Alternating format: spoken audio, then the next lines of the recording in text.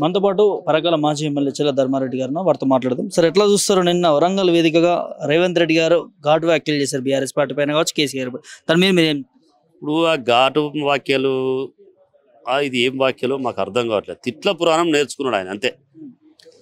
అసలు ఒక ముఖ్యమంత్రి 14 సంవత్సరాలు కష్టపడి తెలంగాణ తెచ్చిన తెలంగాణలో 10 సంవత్సరాలు సుపరిపాలన బ్రహ్మాండంగా చేసి ఆయన తెలంగాణ తెచ్చినందుకే నువ్వు ముఖ్యమంత్రి అయినావు.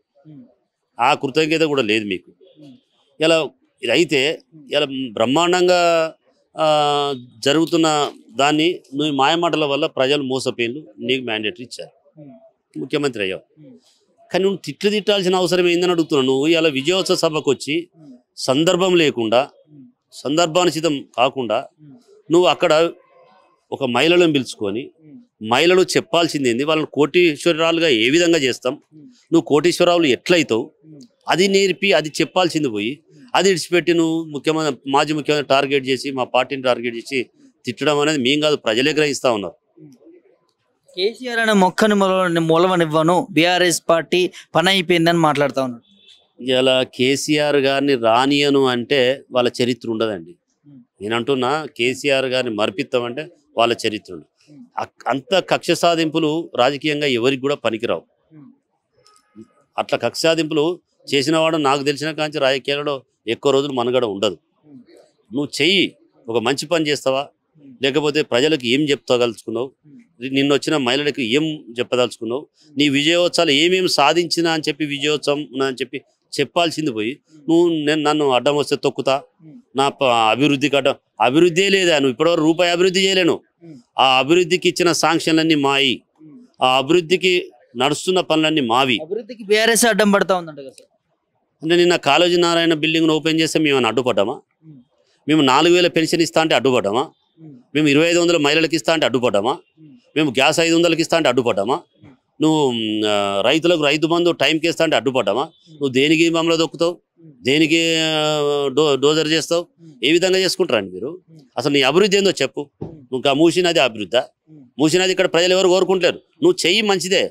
మూసీ నది కన్నా ముందుగా నువ్వు ఒప్పుకున్న హామీలు చేయి, ముందుగా ఒప్పుకున్న హామీలు ఇచ్చి అవి చేసి నేను విజయోత్సవం ఇవి చేసిన నెక్స్ట్ మూసి కూడా చేస్తున్నా చెప్పు, గొప్పగా చెప్పు.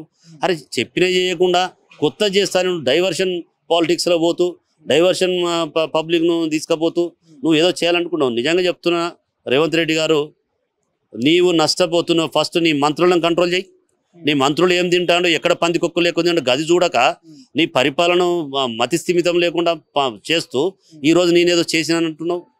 ఇలా నువ్వు చేయాలంటే ఫస్ట్ గాడి తప్పుతున్నావు. నీ మంత్రులను కంట్రోల్ చేసుకో.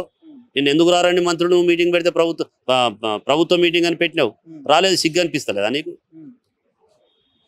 అభివృద్ధి మీరు చెప్పండి, అభివృద్ధి ఎక్కడిది?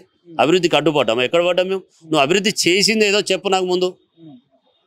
అంటే ఈ ప్రస్తావనలో కూడా సోనియమ్మ తెలంగాణ ఇచ్చింది కాళ్ళు. ఇప్పుడు ఆంగ్లేయులు తెల్లోడు మనకు స్వాతంత్రం ఇచ్చాడు, వాని కాళ్ళు కడుగుతున్నామా?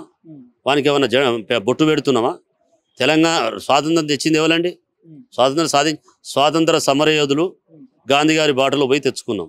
ఇవాళ స్వాతంత్రం రోజు ఎవరికి జెండా వేస్తున్నాము, ఎవరికి అది చేస్తున్నాము, ఎవరు చేస్తున్నాం? తెల్లోని కాళ్ళు కడిగి రావాలా పోయి? ఇలా సోనియా గాంధీ ఏమి ఇచ్చిందండి? భయపడిచ్చింది.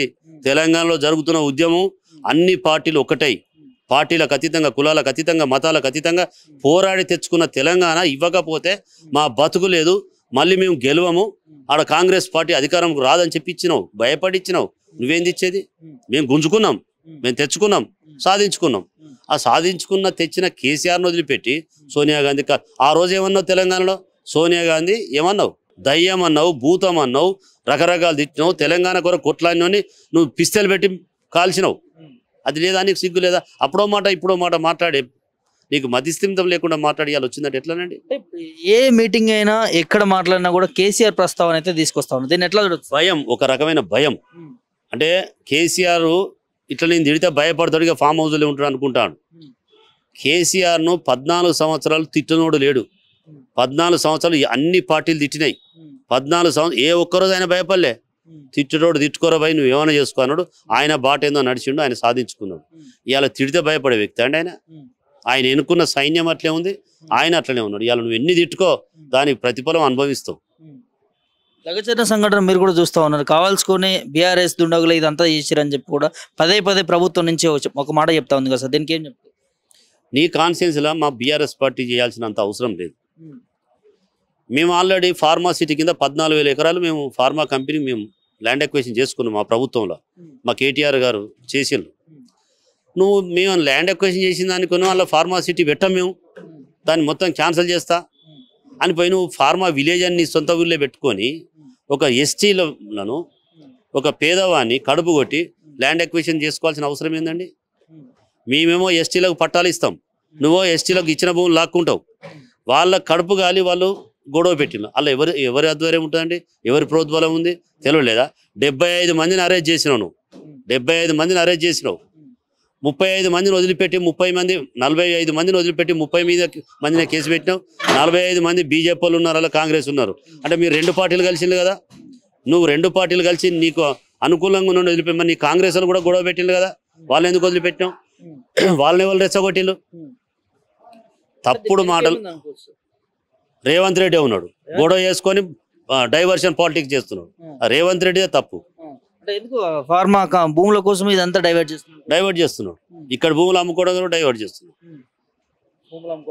చివరికి ఎట్లా చూస్తే సంవత్సర పాలన విజయోత్సవాలను ప్రభుత్వం చేసుకుంటా ఉంది, మీరేమో 6 గ్యారెంటీలు ఫస్ట్ అమలు చేయండి అని చెప్పి మీరు మాట్లాడతాం. నేను 6 గ్యారెంటీలు కాదు, నేను ఒకటి అడుగుతా. నువ్వు బస్సు ఒక్క గ్యారెంటీ ఇచ్చినావు కదా, కొందరు మీలాంటి వాళ్ళు తెలియక బస్సు ఇచ్చిండు, అదొకటి అయిపోయింది అనుకుంటాను.